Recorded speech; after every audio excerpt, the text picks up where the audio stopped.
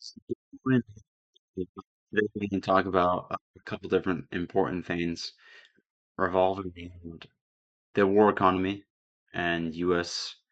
global economic influence and yes, how that came to where we are today. As a lot of people probably know, Israel just attacked Iran, bombing a lot of their infrastructure for nuclear energy. This has been like being said by Netanyahu since like '93 that Iran was going to go nuclear, and like they've never gone nuclear, even though they had that capability the whole time. But the only thing that really backs all this up, the ability for them to go so far out and to punch so high above their actual sphere of influence that they have, is America and its foreign deployment and its economic. But that's the point of the video today. Today we're going to talk about the origins of all that. So, the banking system. Where does the banking system come from? Well, it originated technically with the Dutch. The Dutch, in the late 1600s, after their deposition of King James II of England by William of Orange, which was the king of the Netherlands, they formed like a personal union. A personal union is essentially when a monarch governs two states and they have a union through rule, but they're not one identity as nations. You know, this isn't the time of nation states, so it's not like how our systems work today. But you could consider it a type of monarchical federation, if that makes it any simpler to understand. But it's like you have one nation operating under its government and then another doing the same, but they're both being ultimately ruled by the monarch. And so William of Orange, after his installment on the throne of England, because of the colonial wars, um, continental wars that have been going on, the Spanish, the French, you know, Swedes, even Germans, that have been rummaging about in the lowlands, the Netherlands. He decides that he needs to make safe his economy because the Dutch are mostly Calvinist and they believe that economy and um, wealth, great examples of how um, you have piety or you have God's favor.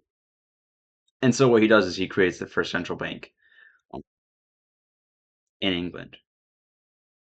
Fast forward though to what we're really going to discuss. You have the creation of the Federal Reserve within America. Approximately in 1914, the Federal Reserve was created to be the central bank to rule all central banks going forward. So World War One happens. America, largely in part, is basically just a lend-leaser to Britain uh, for most of the war. You know, they essentially build up a indebtedness to the British um, banking system.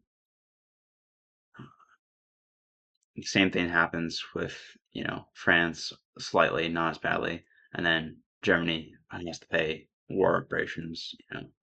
So that happens as well. But German war reparations are mostly sent to France because of the actual damages. America, however, is basically untouched, and this is going to become a larger uh, role within post World War II. So their economy just flourishes. They're an island far away from the actual conflict. They're essentially a fortress of gold. And so they have just this growing economy, this growing production. And come World War II, and the end of it, the same thing happens. They have this flourishing economy. They have, what we all come to know as the 50s, the golden age of America, the baby boom era. when America has total economic dominance over most of the world. And this is because of their crediting ability.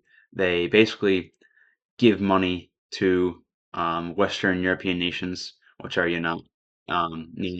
under the influence of the Soviet Union, obviously, so that they can rebuild. Germany is given less of this aid, um, but they're also made to rebuild their manufacturing capabilities.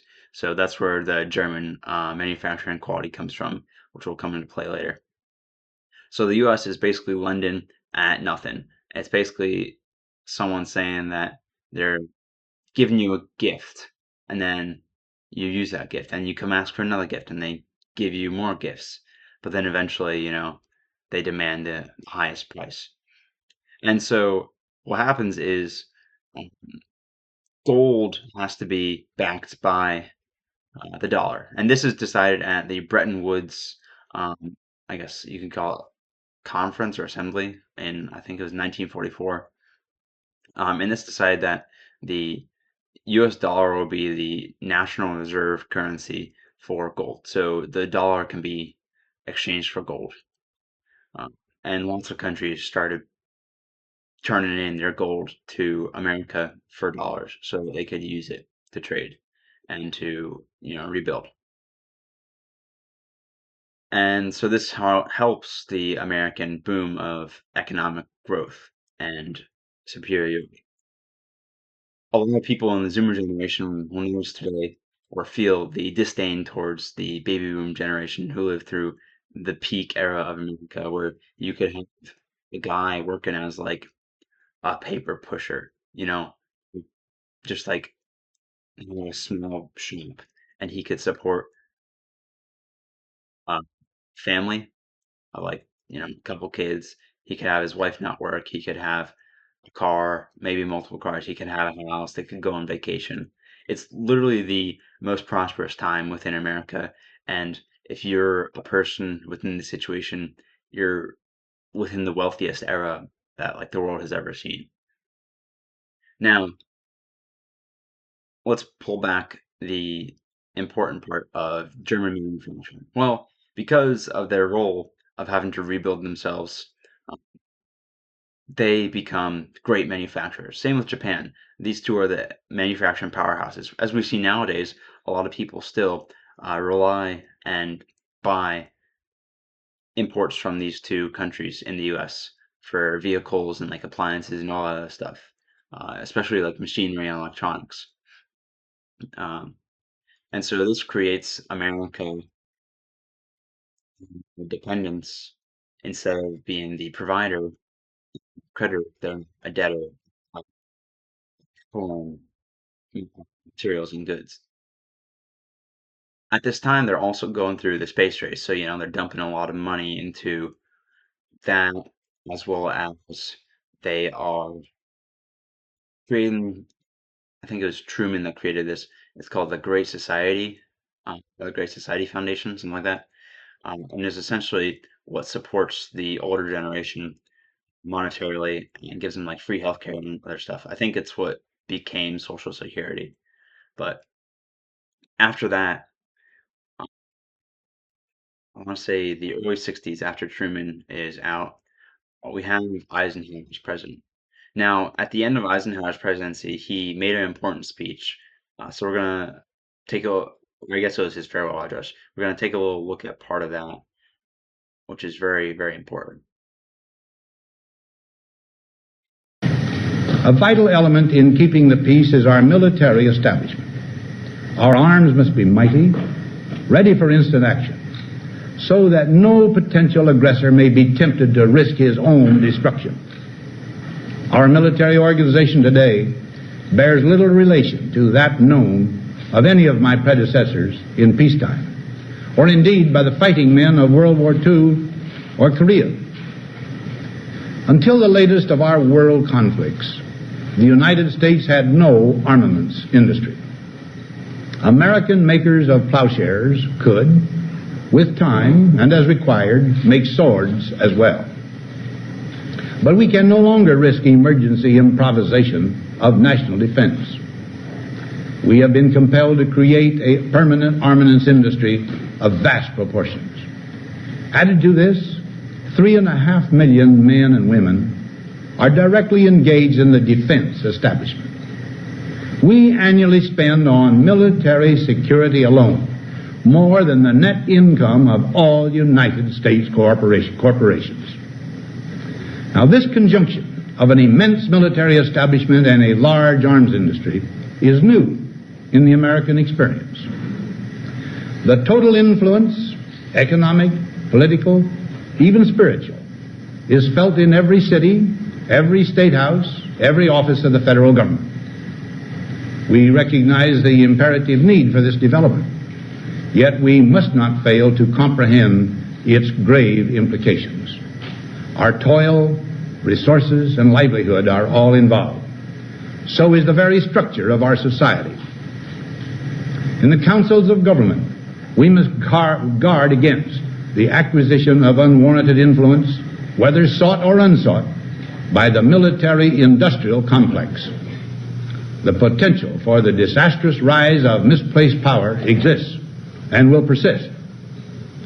We must never let the weight of this combination endanger our liberties or democratic processes.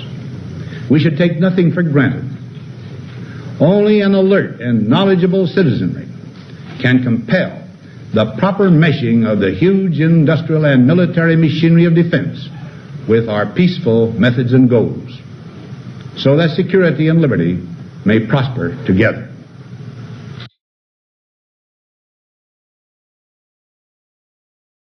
So yeah, there we have Eisenhower talking about the essential future of America based on how it is being operated and excuse me.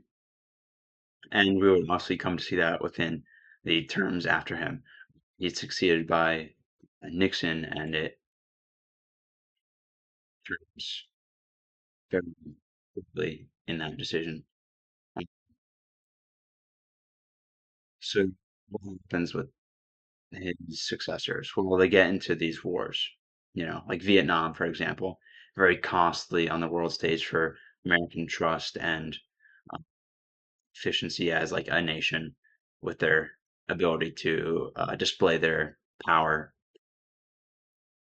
At the same time as all this stuff's going on, the French are having a little recovery with their economy, uh, but the French president who just became elected, Charles de Gaulle, who was a hero of France, he was a general during the war, decides that he doesn't want to follow the American system anymore because he thinks it's gonna come crashing down. So what happens is he creates this plan. I think it's called the Vides Gudeur or something like that. Vides Goose. Anyway, it's this operation where they're going to send a French naval ship to Manhattan essentially and repatriate all the gold that they had put into the uh, gold reserve in New York. Now, that's not what happens. They don't send an actual battleship, but they do send ships to New York, and over the course of several years, they repatriate approximately 3,300 tons of gold. And this was a great move of wisdom on de Gaulle's and his cabinet's like ability, because very shortly after, um, things start going bad for the dollar. It drops markedly, uh, and as well as the pound sterling drops markedly. I think I have a graph of actually the pound sterling. So yeah, approximately 63 to 67. This is the value, if you can see that. Yeah, my bad. So in 1963 and 1967, the downward trend of the pound sterling in Britain drops so markedly that they fear for like their economic security, that the U.S. starts shipping gold to the London Bank. They ship like hundreds and hundreds of tons of gold in order to stop the economy in Britain from just like collapsing completely and having them to devalue their currency so much. But of course, this also, hurts America, and they need to devalue their dollar uh, pretty heftily. I think it was like I don't know, 98% devaluation of it. I saw some absurdly high number in a statistic somewhere, but anyway, France is saved because of their ability to see that gold should be once again used as the standard. And not much later, Nixon goes and pauses any ability to trade uh, gold for US dollars. And then all of a sudden, after that, gold is no longer tied to the dollar. So it used to be that $35 uh, or an ounce of gold was worth $35. Now, dollars are tied to just the faith in the American system essentially, and that's how it is nowadays. So that's why you see the ability of like prices to fluctuate so high. That's why you see like the ability for America to just endlessly indebt itself and create money and devalue or increase its inflation, stuff like that. And so that's like the economy that we live in now. Um, and this all would have crashed if we hadn't invested so heavily into the global economy. Because like after the transition from the gold-based system, um, with separating the dollar from that, the Bretton Woods system like went away. But um, in order to save face from economic collapse or to stop economic collapse, Nixon went to China, and what he did there, I admit his use of diplomacy with nations was pretty like keen, and uh, it's impressive, honestly. Um, he went to China. He literally convened with Mao Zedong, and they basically started selling so much stuff to China, technology, manufacturing rights, all this stuff to become the creditor once again, so that China would be indebted greatly in a monetary sense to America, so that we could extract that back. As we see now in current year, the global economy is very much a large thing where you can't really have any war go on without it affecting global trade. Obviously, Russia is kind of outside of this because the U.S. didn't allow any um, kind of deal with the Soviet Union, and it definitely didn't help or try to tie itself to the Russian Federation during its, I call it times of troubles too. It's because times of troubles was a thing within Imperial Russia, but post Soviet Union, pre 2000. So yeah, we have economic ties to basically the entire world because of our central banking system that we had set up way back when with the Federal Reserve and the dollar and then the dominance of the dollar. And then nowadays with our indebtedness to others and others' indebtedness to us, which we were able to kind of continue throughout the 20th century. And so now here we are today. It's basically a game that we live in. It's not a citizen in a civilization. Uh, it's a player within a game, and money is the ultimate, um, I guess, authority or the you know head to everything.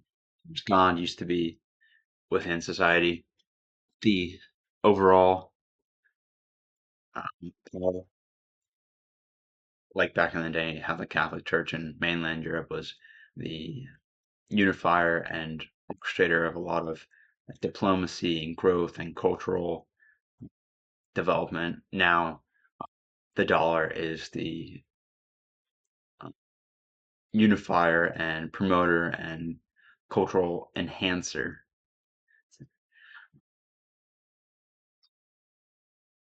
And yeah, global economy. And it's basically just a war economy,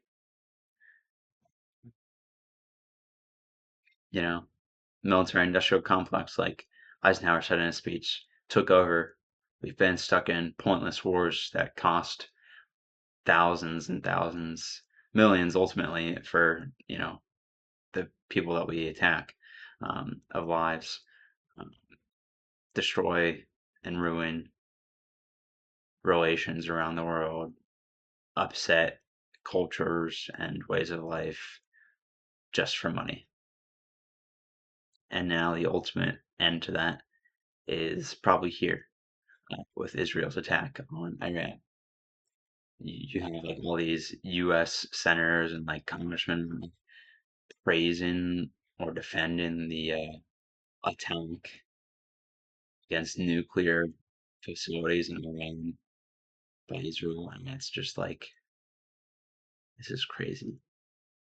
But Iran is one of the really three countries in the world. I'm pretty sure it's one of the three countries in the world that do not follow the central banking system that everyone else has. So, you know, even more incentive to nip it in the bud from that point of view. Yeah. No. I hope my speech or it's wasn't too rambled or confused, but hopefully it brought something to the fore that you've never heard or thought of, and hope you enjoyed it. Thanks for watching.